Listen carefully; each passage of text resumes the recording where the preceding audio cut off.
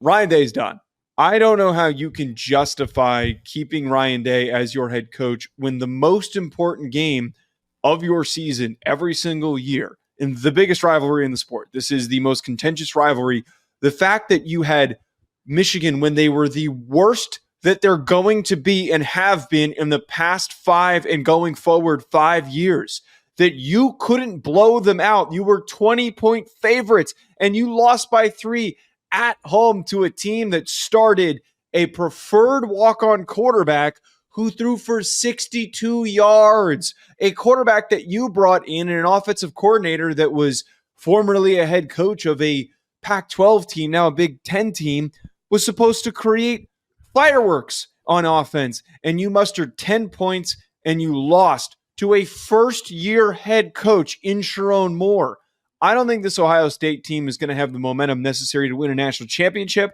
And unless they win one, Ryan Day has not done enough to save himself from keeping his job. Fire him, hire Mike Vrabel. I'm going to keep pushing that the whole offseason. You don't think Will Howard, 19 for 33, 175, 2 picks and a touchdown is explosion? He had worse stats than Kyle McCord did last year. I'm tired of the Ohio State fans saying, like, oh, well, it was all the play calling. Are we supposed to just say that the kid throwing the football was completely exempt from his mistakes? Not both interceptions were his fault, but still, are we supposed to just forget the way that he played? It's all Chip Kelly's fault? It was a disappearance game for sure. And I was giving you a hard time earlier in the season when Alabama lost, and you had just put a pretty big stake into Alabama, I think, the week prior. Yeah. And then they lose a goofy one. And then maybe I had said something rather bold about Ohio State last week, and now this week I forgot you said this shit, and I got mad at you. I got mad at you for saying it. I was pissed so happy that I got mad at you. I'm sitting here like, oh my God, that's exactly it. The momentum is gone. They're not doing this thing. They can't do this thing.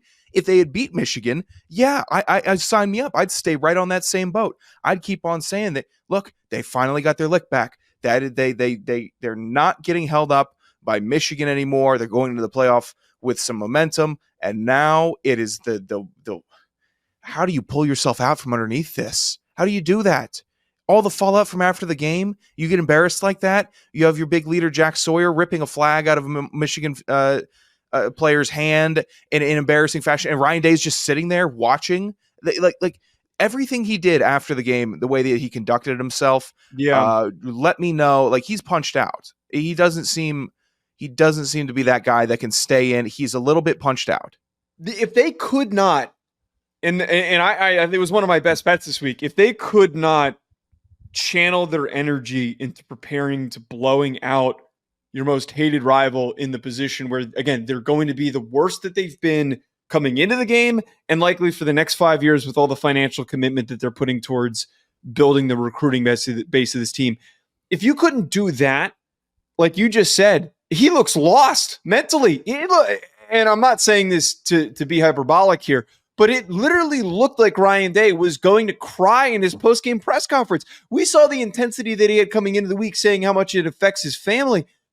You expect me that guy is going to be locked in and ready to prepare a team for a playoff run? No, they're going to lose in the first round. They're going to get in because they have the wins necessary, but they're going to lose in the first round or the second round, and they're going to fire him. It's time to move on. It's time to start over. He's done some great things.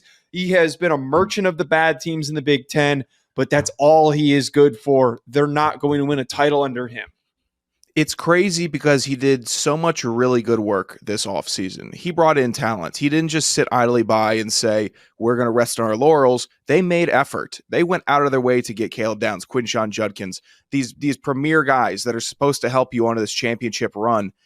And we're just looking at it now like Ryan Day did his thing. He did his bit. He say the line, Bart. Okay, Bart said the line. Ryan Day loses to Michigan and goes into December incredibly flat. Like this is the exact opposite outcome you could have even imagined of Ohio State. And I was sitting here third quarter. Yeah, maybe they win by 7. It's a hard fought rivalry. I won't knock it.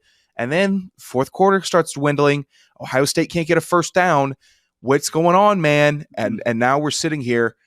Okay, Oregon, I guess. I don't know what bandwagon I'm going to curse next. Trying to hitch my Please don't buggy up onto it. Let's go Irish. Maybe I'll go You, all in.